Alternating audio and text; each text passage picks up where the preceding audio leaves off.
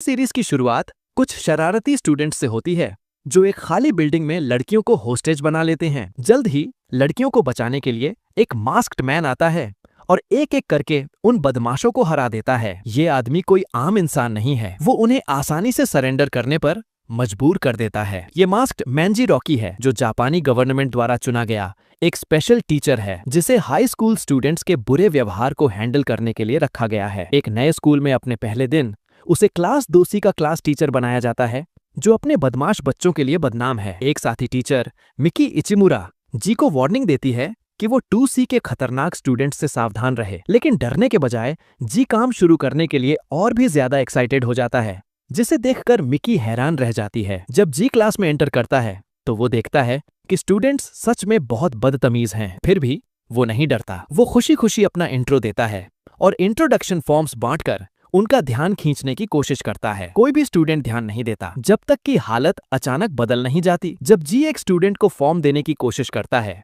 जिसने सिर्फ एक ब्लैक टैंक टॉप पहना होता है, तो वो स्टूडेंट जिसका नाम कोडो है जी के पेट में मुक्का मार देता है, क्योंकि उसे जी का उत्साह पसंद नहीं आता। जी दर्द में होता है, लेकिन फिर भी स्माइल के साथ कोडो को फॉर्म देने की कोशिश करता है। नतीजे में कोडो उसे बार बार मारता है। फिर एक और स्टूडेंट किंजो ताकारा जी को पंच मारता है और उसे खिड़की से बाहर फेंक देता है। हालांकि जी हार नहीं मानता। वो स्माइल के साथ खिड़की से वापस अंदर आता है और फॉर्म्स बांटने की कोशिश जारी रखता है, भले ही वो कई बार मार खाने के बाद बेहोश हो जाता है। जब जी टीचर्स रूम में जागता है तो मिकी उसके पास होती है। सबसे पहली बात जो उसने कही वो ये थी कि वो अपने स्टूडेंट्स को बेहतर तरीके से जानना चाहता है, लेकिन मिकी की राय अलग थी। उसने सुझाव दिया कि वो इस बारे में भूल जाए, क्योंकि इससे सिर्फ मुसीबत होगी। उसने समझाया कि क्लास 2C के स्टूडेंट्स पूरे स्कूल में सबसे बुरे हैं। उन्होंने पिछले टीचर को पागल कर दिया था, इसलिए स्कूल के टीचर्स बच्चों से कम बात करने की कोशिश करते हैं, यहाँ तक कि क्लास के दौरान भी। मिकी ने जी को भी वैसा ही करने की सलाह दी, लेकिन जी ने अपना इरादा नहीं बदला। वो क्लास 2C के होमरूम टीचर के रूप में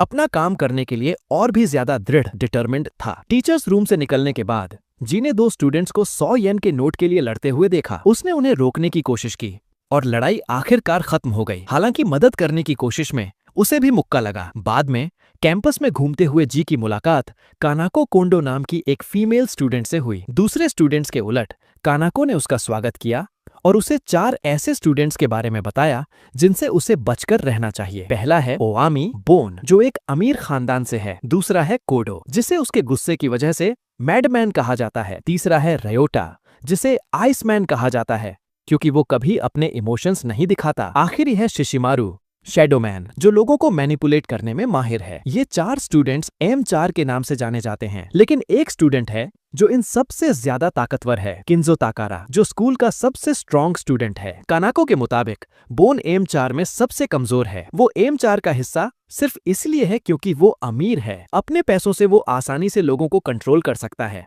खास करके दोस्तों को। उदाहरण के लिए जो 2 स्टूडेंट्स पहले लड़ रहे थे वो असल में दोस्त थे, लेकिन बोन ने उन्हें पैसे का लालच देकर लड़वा दिया। ये सुनकर जी बोन के पास जाता है और उसे दोस्ती बर्बाद करने के लिए पैसों का इस्तेमाल बंद करने को कहता है, लेकिन बोन उसकी सलाह को इग्नोर करता है और कहता है कि उसे दोस्तों को पैसों के लिए लड़ते देखने में मजा आता है। ये कहकर बोन वहां से चला जाता है क्योंकि उसे जी के आसपास होने से अनकंफर्टेबल महसूस हो रहा था। शाम को जी एक कैफे में जाता है जिसका मालिक टोबी कोबायाशी है, उस लड़की का पिता जिसे जी ने मूवी की शुरुआत में बचाया था। जी टोबी से अपनी नई नौकरी और इस बारे में शिकायत करता है कि वो कोई बदलाव नहीं ला पा रहा है। उसे खुश करने के लिए टोबी जी को एक मोटर बाइक देता है जिस पर वो काफी समय से काम कर रहा था, इस उम्मीद में कि ये जी को इंस्पायर करेगी। अगले दिन कानाको जी को बोन द्वारा ऑर्गेनाइज की गई एक स्टूडेंट फाइटिंग कंपटीशन के बारे में बताती है। विनर को 1 मिलियन येन मिलेंगे। जी को लगता है कि ये एक बहुत बुरा आइडिया है। वो तुरंत स्कूल लाइब्रेरी जाता है जहां उसका एक सीक्रेट रूम है। वहां वो अपने स्पेशल कपड़े और मास्क निकालता है। फिर वो अपनी नई मोटर बाइक पर सवार होकर बोन के पागलपन को रोकने के लिए कंपटीशन वाली जगह पहुंचता है। जी सभी कॉम्पिटिटर्स को हरा देता है और सभी स्टूडेंट्स के सामने खुद को मास्क्ड टीचर या केमेन टीचर घोषित करता है। केमेन टीचर जापानी गवर्नमेंट का एक प्रोग्राम है जो डेलिंक्वेंट स्टूडेंट्स को सुधारने के लिए है और जी इस प्रोग्राम का हिस्सा है। अगले दिन बोन अपने दोस्तों को मास्क्ड टीचर के बारे में बताता है। गुस्से में कोडो बोन को ऑर्डर देता है कि वो मास्क्ड टीचर से छुटकारा पाए या फिर उनके ग्रुप से निकल जाए। इस बीच जी बोन के बारे में उसकी पुरानी टीचर अयुमी होंडा से जानकारी लेने की कोशिश करता है, लेकिन अयुमी उसके सवालों से बचती है और चली जाती है। मिकी समझाती है कि अयुमी इतनी रुखी क्यों है। वो बताती है कि अयुमी का एक स्टूडेंट था जिसने बुलिंग की वजह से अपनी जान लेने की कोशिश की थी। इस घटना ने अयुमी को सदमा पहुंचाया और उसने होम रूम टीचर बनना बंद कर दिया। वो स्टूडेंट जिसने जान देने की कोशिश की थी, सातोशी इमी,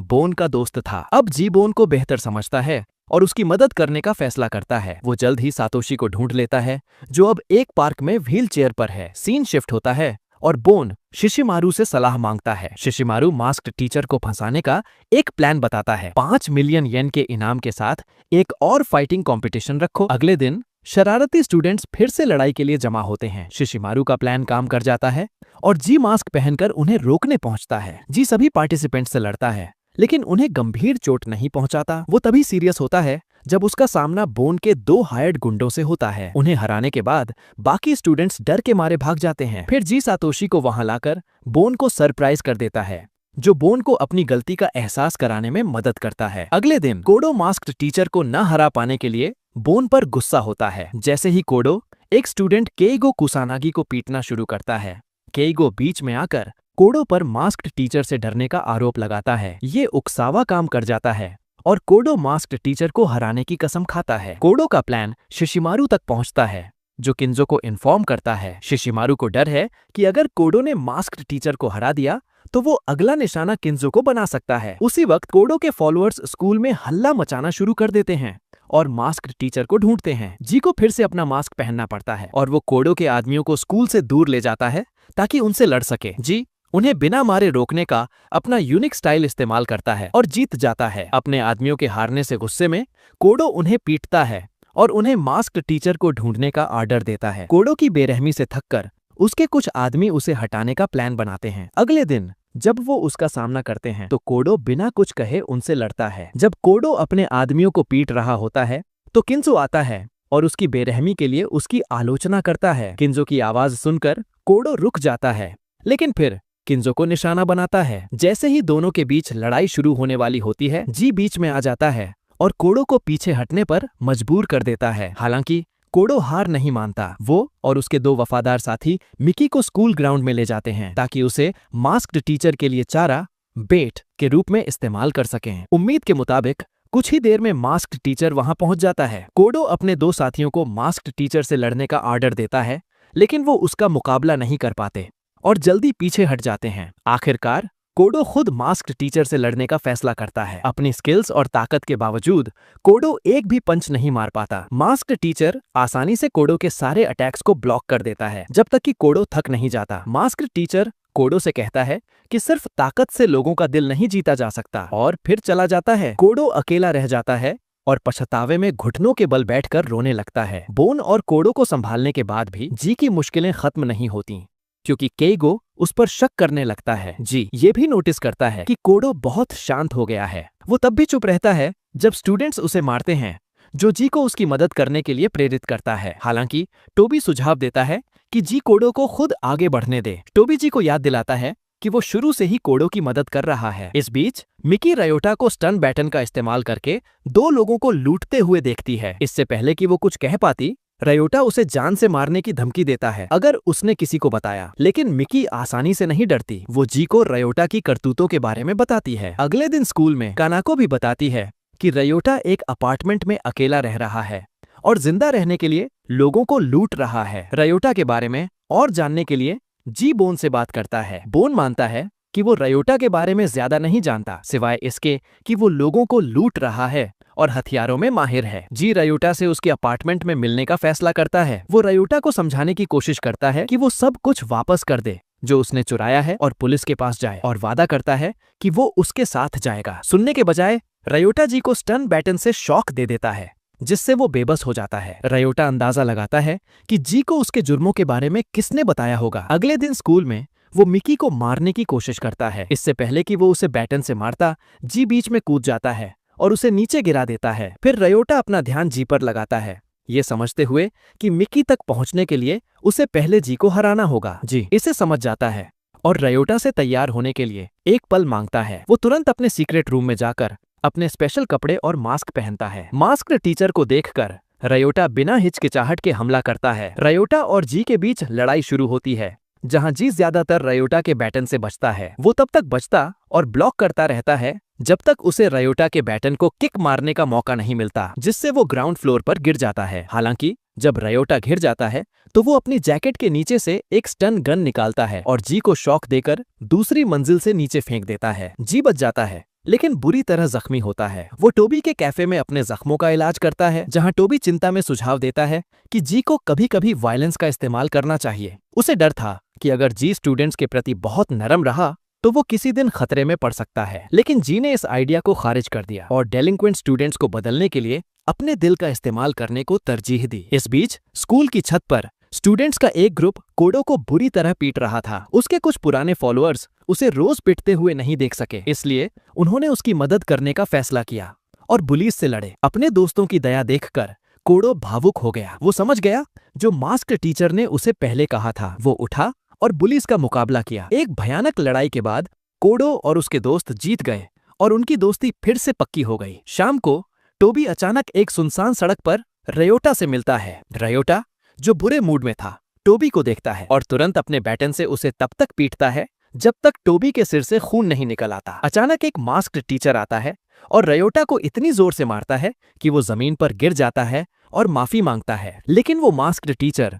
उसकी माफी पर ध्यान दिए बिना चला जाता है। बाद में टोबी को हॉस्पिटल ले जाया जाता है। उसकी बेटी सेइको कोबायाशी और जी उसे देखने के लिए हॉस्पिटल भागते हैं। टोबी जी को उस मास्क्ड टीचर के बारे में बताता है जिसने रियोटा को पीटा था, जिसने जी को कंफ्यूज कर दिया क्योंकि वो मास्क्ड टीचर नहीं था जिसकी टोबी बात कर रहा था। जी ने स्कूल प्रिंसिपल कानारो शहारा से मिलने का फैसला किया ताकि दूसरे मास्क्ड टीचर के बारे में जानकारी ले सके। शहारा ने कंफर्म किया कि उसने 2 मास्क्ड टीचर्स हायर किए हैं, ये मानते हुए कि टीचर्स की सेफ्टी के लिए यह सही फैसला था। प्रिंसिपल से बात करने के बाद बोन जी से प्राइवेट में बात करने को कहता है। बोन बताता है कि उसने रयोटा के पास्ट का पता लगाया है। रयोटा को 5 साल की उम्र से ही उसके पिता द्वारा अब्यूज किया गया है। उसकी मां हिंसा को संभालने में असमर्थ होकर रयोटा को उसके पिता के पास अकेला छोड़कर चली गई थी। पिता का अब्यूज और बढ़ गया जब तक कि पड़ोसियों ने पुलिस को रिपोर्ट नहीं कर दी। रयोटा को फिर एक वेलफेयर होम भेज दिया गया क्योंकि उसकी देखभाल के लिए कोई परिवार नहीं था। वो अपने माँ बाप के बिना किसी प्यार के बड़ा हुआ। बोन से ये सुनने के बाद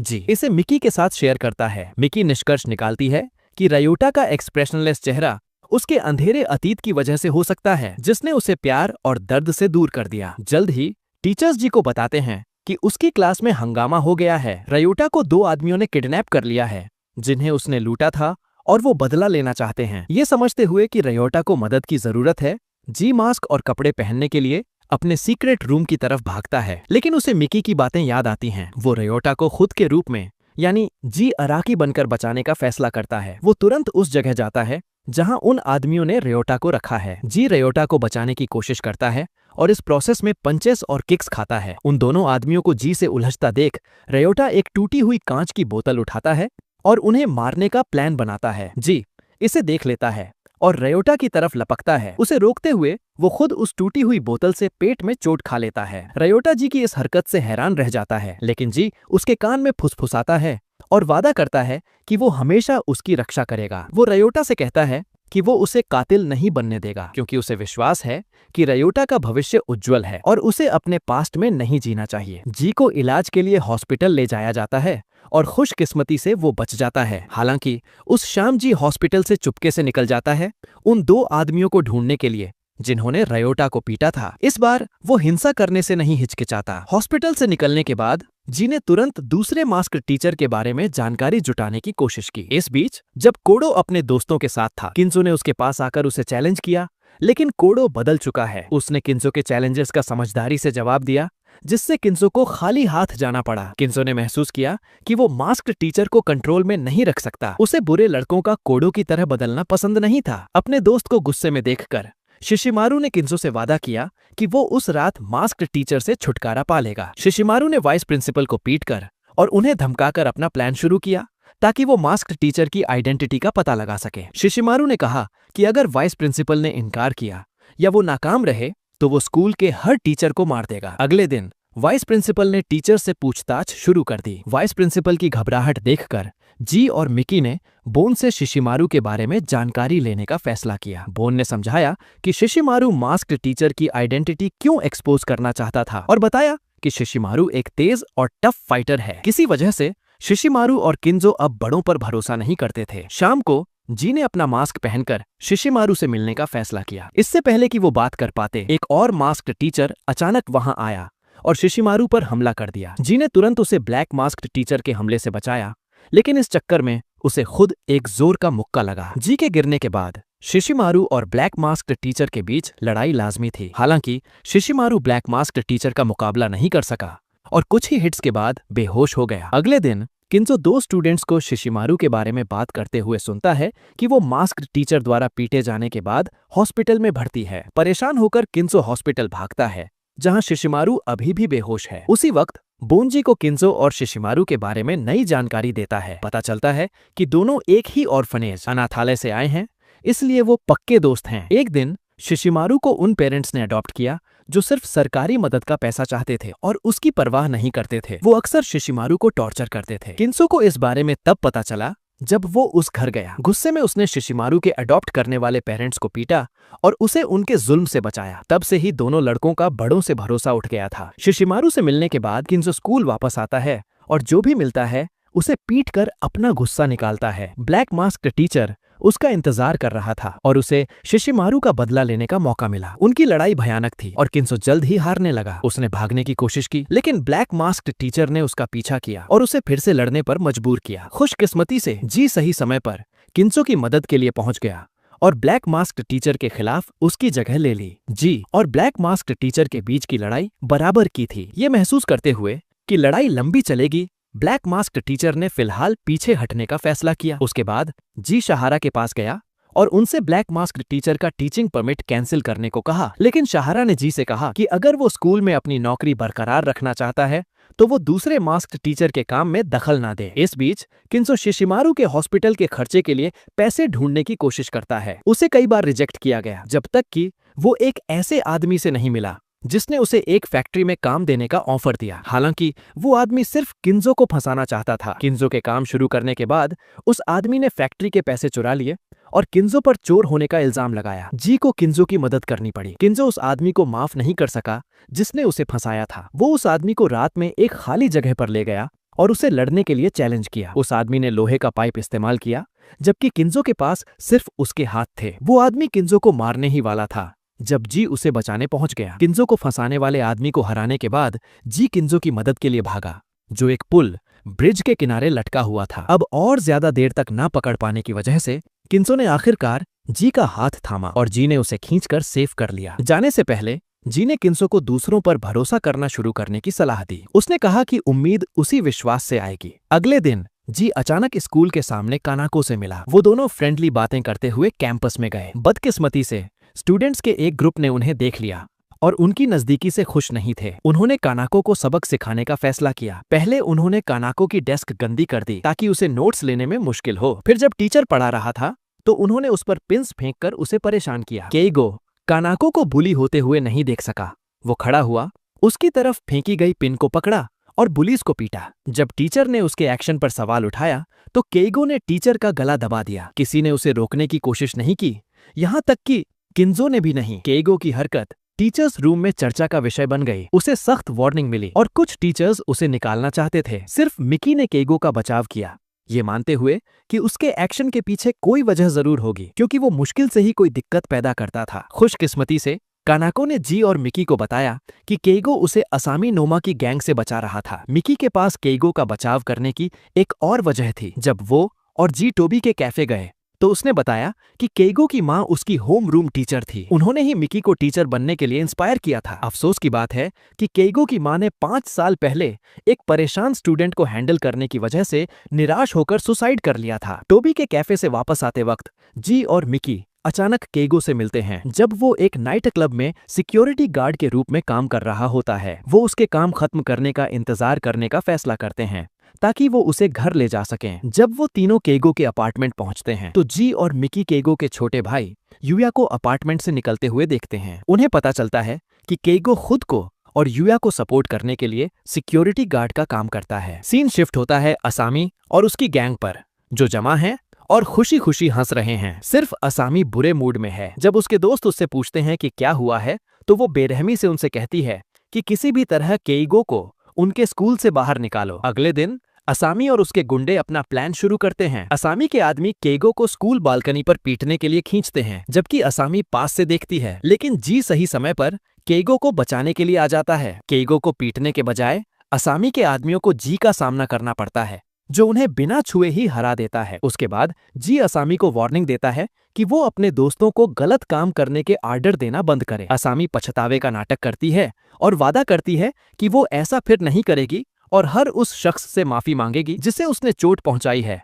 लेकिन ये सब एक झूठ था। जी से अलग होने के बाद असामी अपनी गैंग से कहती है कि तुरंत केइगो का काम तमाम करो। उसे विश्वास है कि वो इस बार कामयाब होंगे, क्योंकि वो केइगो की कमजोरी जानती है, जो उसे इतना गुस्सा दिला देगी कि वो स्कूल से निकल जाएगा। यूया को किडनैप करना। उसके बाद असामी ने केइगो से कांटेक्ट किया और उसे आर्डर दिया कि वो स्कूल में नाइट ड्यूटी पर बैठे टीचर पर हमला करे। केइगो को उसकी बात माननी पड़ी, क्योंकि वो नहीं चाहता था कि यूया को कोई नुकसान पहुंचे। खुशकिस्मती से स्कूल ने उसे निकाला नहीं, बल्कि एक और वार्निंग दी। स्कूल के बाद जी और मिकी टोबी के कैफे में बोन से मिलते हैं केइगो के बारे में बात करने के लिए। बोन ने हाल ही में केइगो के बारे में कुछ अजीब नोटिस किया था और इन्वेस्टिगेशन की थी। उसने पता लगाया कि केइगो का भाई असामी की गैंग द्वारा किडनैप कर लिया गया है और जी को वो एड्रेस दिया जहां यूया को रखा गया था। इस बीच केइगो अभी भी स्कूल में है जब उसे असामी का एक नया ऑर्डर मिलता है कि वो अपनी क्लासरूम को जला दे। केइगो आर्ग्यू नहीं कर सका और क्लास में गैसोलीन डालना शुरू कर दिया। अचानक जी आता है और उसे रोकता है। केइगो तब रुकने के लिए तैयार होता है जब जी यूया को बचाने का वादा करता है। फिर जी अकेला उस जगह की तरफ निकलता है जहां यूया को रखा गया है। हालांकि सिर्फ जी ही वहां नहीं जा रहा था। ब्लैक मास्क्ड टीचर पहुंचता है, असामी और उसकी गैंग को हैरान कर देता है। वो यूया को जाने के लिए कहता है और फिर असामी के आदमियों पर बेरहमी से हमला करता है। जी को उसे रोकना पड़ता है, जिससे दोनों के बीच एक मुकाबला होता है। कुछ अटैक्स के बाद ब्लैक मास्क्ड टीचर रुकता है और अपना मास्क निकालता है, अपना चेहरा दिखाते हुए। वो केइगो काजी निकलता है। केइगो को देखकर जी भी अपना हेलमेट निकाल लेता है। वो केइगो को समझाने की कोशिश करता है कि हिंसा लोगों को बदलने का सही रास्ता नहीं है। जी उसे बताता है कि भरोसा और सच्चाई ही असामी और उसकी गैंग को बदलने का रास्ता है। लेकिन केइगो इन बातों से इनकार करता है और जी को नैव भोला कहता है। वो जी से कहता है कि वो दखल देना बंद करे और उसे अपने तरीके से हैंडल करने दे। यूया को सही सलामत बचाने के बाद केइगो अपनी माँ की कब्र पर जाता है। वो अपनी माँ को बताता है कि उसने अपनी काबिलियत साबित कर दी है। केइगो के जाने के कुछ ही देर बाद जी पहुंचता है और कब्र के सामने कसम खाता है कि वो केइगो को बेहतर बनाने के लिए बदल देगा। अगले दिन जी को शहारा से एक शॉकिंग न्यूज मिलती है। उसे ऑफिशियली मास्क्ड टीचर के पद से हटा दिया गया है। शहारा कोई वजह नहीं बताता, लेकिन जी को उसकी सर्विस के लिए धन्यवाद देता है। इस बीच क्लास 2C में असामी और उसकी गैंग कुछ प्लान कर रहे हैं। स्कूल के बाद वो एक होटल में एक आदमी को फंसाते हैं और उसे ब्लैकमेल करने की कोशिश करते हैं। हालांकि वो अपने विक्टिम को कमजोर समझने की गलती करते हैं, जो उनके प्लान का अंदाजा लगा लेता है। वो असामी और उसकी 2 सहेलियों को पकड़ लेता है और उन्हें एक खाली वेयरहाउस में ले जाता है। खुशकिस्मती से कानाको इसे देख लेती है और तुरंत टोबी के कैफे भागती है, जी और मिकी को असामी की हालत के बारे में बताने के लिए। भले ही जी अब टीचर नहीं है, वो उसे बचाने का फैसला करता है। वो तुरंत स्कूल जाता है अपने कपड़े और मास्क लेने। मिकी वेयरहाउस पर पहले पहुंचती है और वक्त बिताने की कोशिश करती है, इस उम्मीद में कि मास्क टीचर जल्द ही आएगा। शुक्र है कि जी कुछ ही देर बाद पहुंचता है और किडनैपर्स को पीट देता है। हालांकि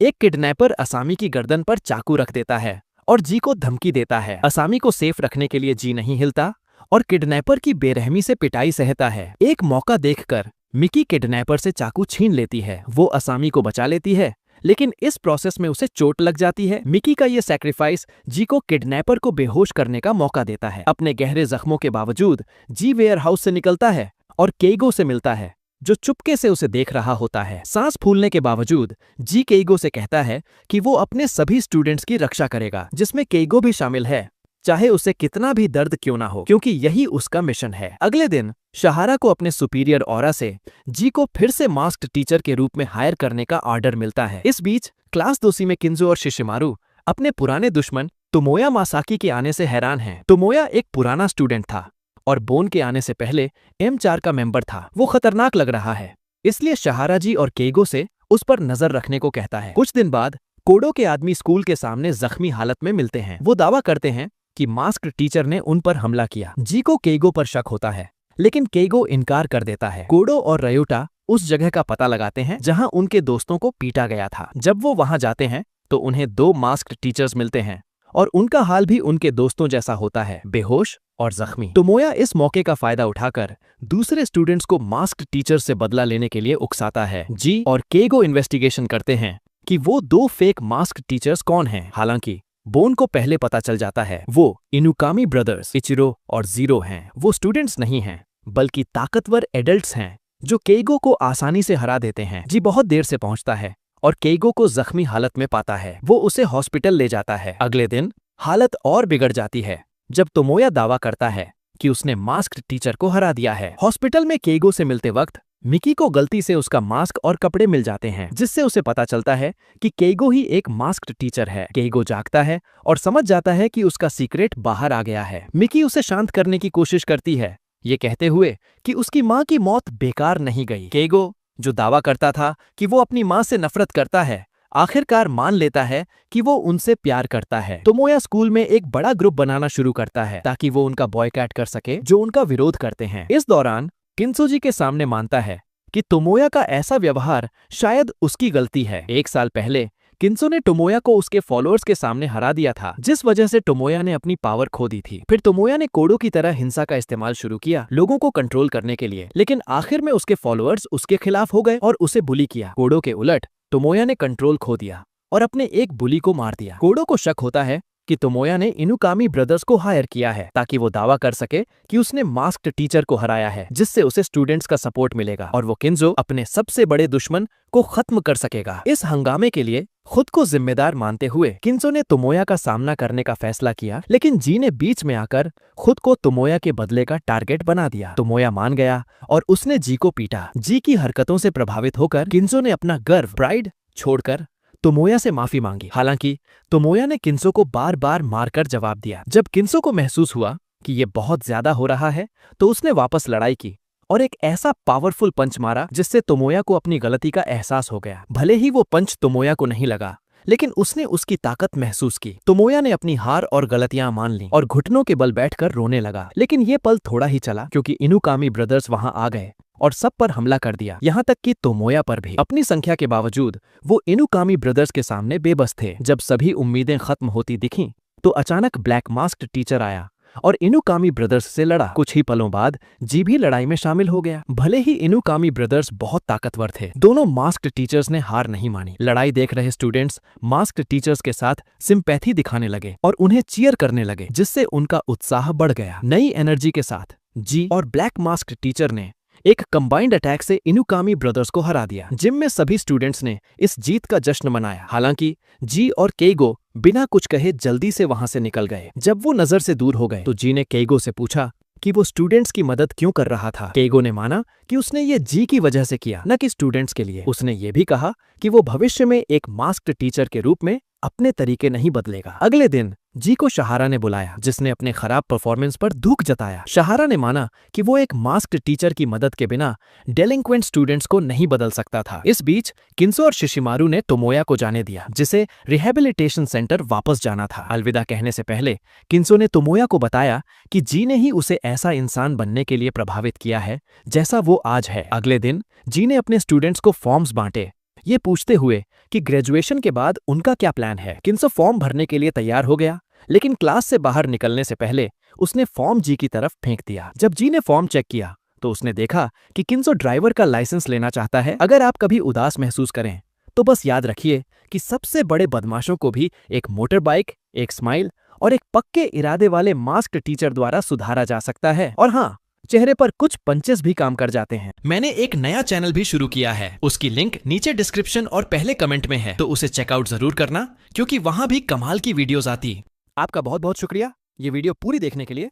स्क्रीन पर आपको मेरी दूसरी वीडियोस भी दिख रही होंगी। जाने से पहले चैनल को सब्सक्राइब जरूर कर लें और इस वीडियो को लाइक करना मत भूलें। मिलते हैं अगले वीडियो में।